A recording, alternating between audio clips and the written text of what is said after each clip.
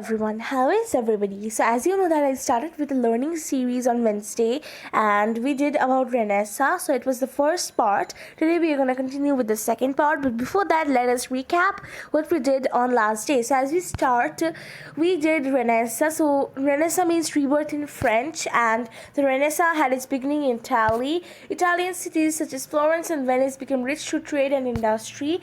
We learned about humanism. We also learned that humanities included history, poetry, and grammar. We learned about Renaissance art. We also saw Michelangelo's work like Pieta, art pencil sketch, creation of a dam. He was a famous sculptor and artist. We learned about Leonardo da Vinci, who was a great painter, sculptor, architect, scientist, and engineer. We learned about Da Vinci's Mona Lisa and Last Supper, and we also knew that he sketched plants and animals. This is a picture of Mona Lisa. This is the picture of the Last Supper, which was drawn by Leonardo da Vinci, and these were some of the anatomical drawings, the heart and the skeleton, which were drawn by Leonardo da Vinci. So this was still we did last day. So today we are going to continue with it. So hopefully you will like the video. So let's start. So today we are going to learn about Renaissance literature. So William Shakespeare is probably the most famous Renaissance writer. He is most famous for his plays, but also wrote poetry.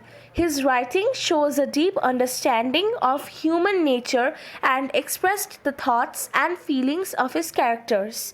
More people learned to read after the invention of the printing press. Ideas were shared with others in distant areas. So we see that William Shakespeare is considered as probably the most famous Renaissance writer, and he is the most famous for his plays, but he also wrote poetry. And his writing showed a deep understanding of human nature, and he expressed the thoughts and feelings of his characters. And after the invention of the printing press, most people learned to read, and ideas were shared with others in distant areas. So this is the picture of William Shakespeare, as you can see. So now we are going to learn about science and technology. Johannes Gutenberg invented the first real printing press in Germany. Gutenberg's first printed book was the Bible. For the first time in history, the average person had access to printed materials. So this is a page from Gutenberg's Bible, as you can see, and we got to know that Johannes Gutenberg invented the first real printing press in Germany, and his first printed book was the Bible. So, as we move on, this is the continuation of science and technology. Some of the ancient Greek and Roman works rediscovered during the Renaissance dealt with science. For the first time, Europeans could read about early Greek and Roman scientific advances. These discoveries inspired Europeans to study math, astronomy, and science. So as we move on, we saw that some of the ancient Greek and Roman works rediscovered during the Renaissance time, they dealt with science. And for the very first time, the Europeans could read about early Greek and Roman scientific advances. This was for the very first time. And they also discovered, like, these discoveries about these Greek and Roman scientific advances, these discoveries inspired Europeans to study about various subjects like math, astronomy, and science. Now we are going to learn about navigation and exploration. Advances in technology helped to make exploration of the world possible. The introduction of latitude lines on maps made it easier for navigators to find their way. Discovery of new ocean currents. New instruments allowed sailors to locate their positions. New ships could carry enough water and food for longer voyages. Larger ships with new sails and better steering devices were made longer voyages possible. So as we move on, we see that advances in technology helped to make exploration. So exploration was possible because of the advances that were in technology. The introduction of latitude lines on maps made it easier for navigators to find their way. So we have many latitudes like the equator, Tropic of Cancer, Tropic of Capricorn, Arctic Circle, Antarctic Circle, and there are many more. So after this, there was the discovery of new ocean currents, and new instruments allowed sailors to locate their positions. New ships could also carry enough food and water for longer voyages. Larger ships with new sails and better steering devices made longer voyages possible. So this is the continuation exploration. As you can see the pictures, just see them properly. So let me zoom in for you. This is the first picture, this one, this is the second one, the third one, and the fourth one. So as we move on, we are going to read about Reformation. By the early 1300s, many Europeans thought the church had become too powerful and wealthy. Complaints and unhappiness with the church led to a religious reform movement called the Reformation. The Reformation began in what is now Germany. People thought religious officials had lost sight of their religious duties. So as we move to Reformation, we see that by the early 1300s, the Europeans thought, like not all Europeans, but many thought that the church had become too powerful and wealthy, and this was not good. There were complaints and unhappiness with the church. And thus, this thing led to the start of a religious reform movement, which is known as the Reformation. And the Reformation began in what is now called Germany. People thought religious officials had lost sight of their religious duties. The Protestant Reformation.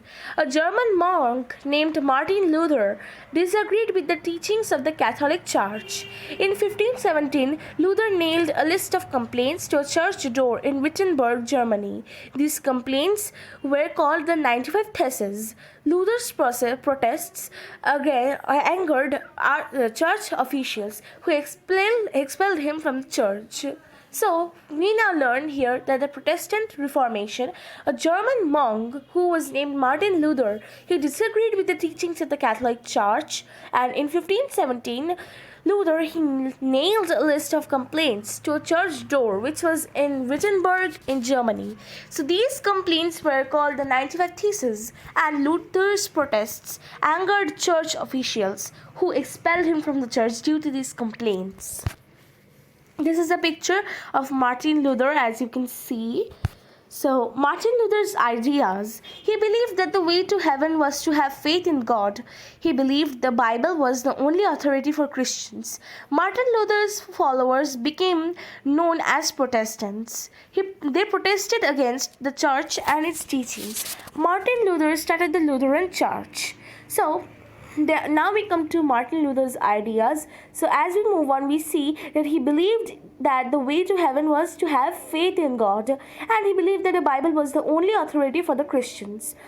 Martin Luther had certain followers, and they came to be known as the Protestants. They protested against the church and its teachings.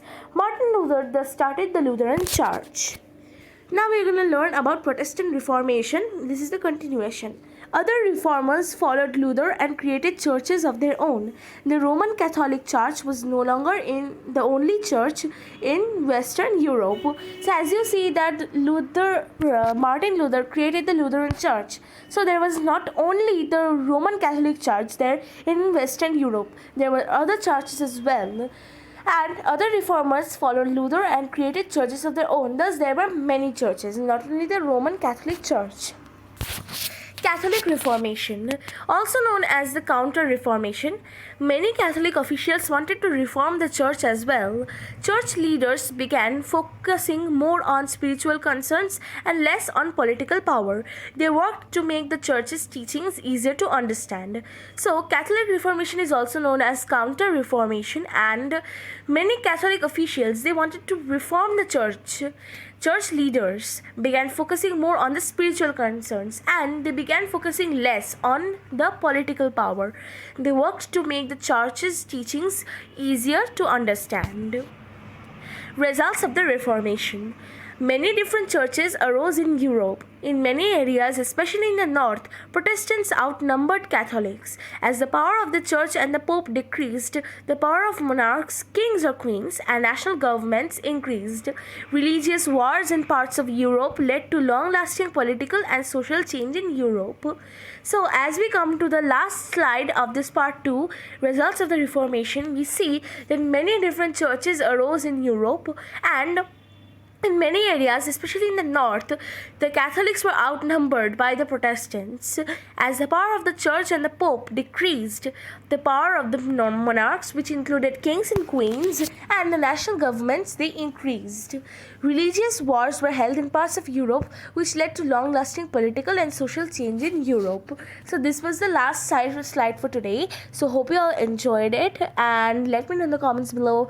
So what subject should I do next? I've already got like a comment from House the World Around You to do like a learning series on geography. So I think I'm gonna do about a geography subject next, but I'm not going to tell you the topic, so wait for it. And thank you all for watching this video. Hope you like it. Smack the like button, subscribe to my channel, and click on the bell notifications, and wait for my next video. Bye. I'll see you all again.